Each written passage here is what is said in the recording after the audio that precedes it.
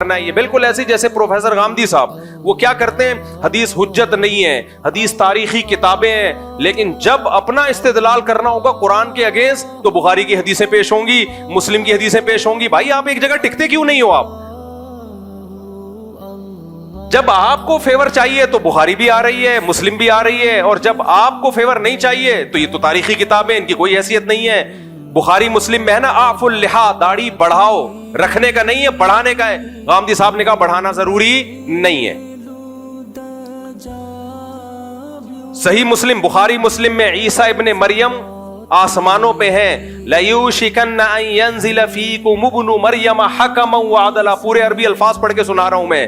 ضرور بھی ضرور تم پر عیسیٰ ابن مریم آسمان سے نازل ہوں گے. بخاری میں بھی ہے, مسلم میں بھی ہے, حدیث کی تمام کتابوں میں ہے.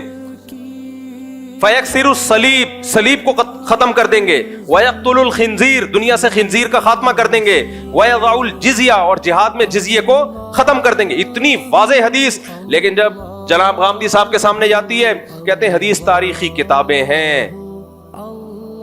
تو یہ بھائی ایک جگہ آپ ٹک نہیں رہے ہو.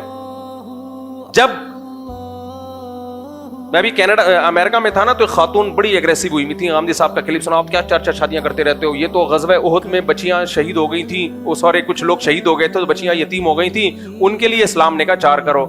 میں نے کہا محترمہ, ان کو تو جواب نہیں دیا, میں نے کہا میں جا کے جواب ریکارڈ کرواؤں گا کہ یہ آپ نے پروفیسر غامدی صاحب کی دلیل سنی ہے. قرآن میں صاف طور پر 4 شادیوں کا تذکرہ ہے, تو غامدی صاحب نے کہا غزوہ احد میں کچھ ایسا ہوا تھا جس کی وجہ سے اجازت دی گئی تھی, تو ضرورت کے وقت اس اجازت سے فائدہ اٹھایا جا سکتا ہے. یہ کہاں سے نکالا آپ نے؟ یہ تو بخاری کی حدیث ہے, حضرت عائشہ کہہ رہی ہیں نا, اور اس کا مطلب بھی وہ نہیں ہے جو آپ بیان کر رہے ہیں. وہ مطلب کیا ہے وہ ایک الگ بحث ہے, لیکن آپ استدلال قرآن کے خلاف کہاں سے کر رہے ہو؟ بخاری کی حدیث سے کر رہے ہو. تو اجماعی مسئلہ ہے, اس میں جب آپ نے قرآن کی مخالفت کرنی ہے تو پھر بخاری کا سہارا, جب نہیں کرنی تو بخاری کی کوئی حیثیت نہیں ہے.